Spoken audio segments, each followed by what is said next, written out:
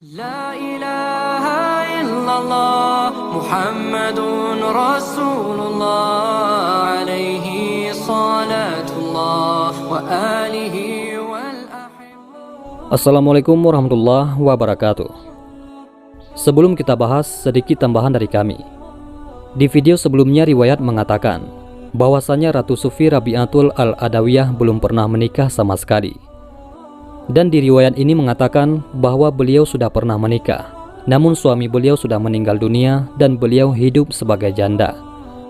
Untuk link video sebelumnya ada di deskripsi yang membahas tentang kecintaan beliau terhadap Sang Pencipta. Baik, sekarang kita akan bahas tentang kisah 3 ulama besar yang melamar Rabi'atul Al-Adawiyah, yang membuat ulama besar yang melamar beliau sampai menangis. Nama Rabi'atul Al-Adawiyah harum di mata banyak orang. Kealimannya, kerendahan hatinya, dan hidup zuhudnya seolah memunculkan magnet yang menarik banyak kalangan untuk mengaguminya sebagai perempuan sufi yang tak biasa. Tak hanya masyarakat awam, kekaguman tersebut ternyata juga dimiliki para ulama besar yang sezaman. Tak heran ketika ulama perempuan ini berstatus janda lantaran sang suami wafat. Banyak ulama yang berusaha melamarnya untuk menjadi pendamping hidupnya. Dalam kitab Durratun Nasihin diungkapkan, para ulama ternama yang terpikat hatinya itu antara lain adalah Hasan Al-Basri, Malik bin Dinar, dan Sabit Al-Banani. Ketika para ulama tersebut suatu hari datang ke kediaman Rabi'atul Al-Adawiyah dan mengutarakan maksud tulus mereka untuk meminangnya, dari balik hijab Rabi'atul Al-Adawiyah mengatakan, "Baiklah, tapi aku ingin tahu, siapakah di antara kalian yang paling alim, maka aku akan bersedia menjadi istrinya." Dialah Hasan Al-Basri, sahut Malik bin Dinar dan Sabit Al-Banani. Suasana persaingan merebut hati Rabi'ah ternyata tak menghalangi mereka untuk tetap tawadhu satu sama lain. Rabi'ah pun mulai mengajukan persyaratan kepada Hasan Al-Basri. "Jika Tuan mampu menjawab 4 masalah yang aku ajukan, maka aku bersedia menjadi istri Tuan." "Silahkan wahai Rabi'ah.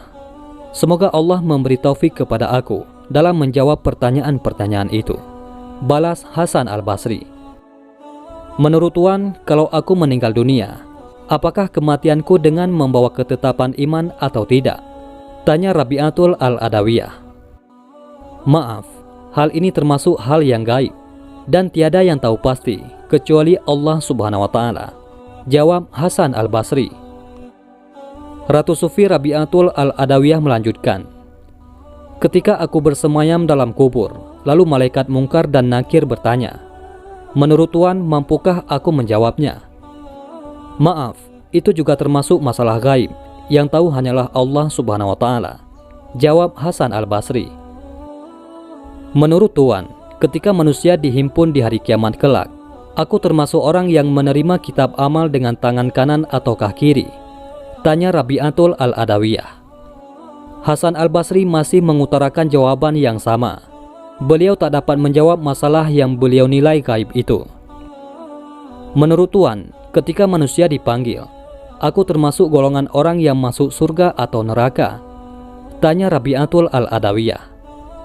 Lagi-lagi Hasan Al-Basri meminta maaf dan mengembalikan kepastian atas jawaban tersebut kepada Allah. Beliau tahu Rabi'ah adalah tokoh dengan ketaatan dan prestasi ruhani yang luar biasa. Tapi untuk urusan nasib kehidupannya kelak, Hasan Al-Basri tak mau memberi penilaian. Hasan menghindar dari apa yang menjadi hak prerogatif Allah Subhanahu wa Ta'ala. Bagi orang yang sedang kalut memikirkan 4 masalah ini, mana ada kesempatan untuk berumah tangga, kata Rabi'atul Al-Adawiyah. Para ulama itu pun meneteskan air mata dan keluar dari rumah Rabi'atul Al-Adawiyah dengan penuh penyesalan. Itulah kisah singkat tentang 3 ulama besar yang tak mampu melamar Rabi'atul Al-Adawiyah. Wallahu a'lam bishawab. Mudah-mudahan ini semua bermanfaat. Assalamualaikum warahmatullahi wabarakatuh.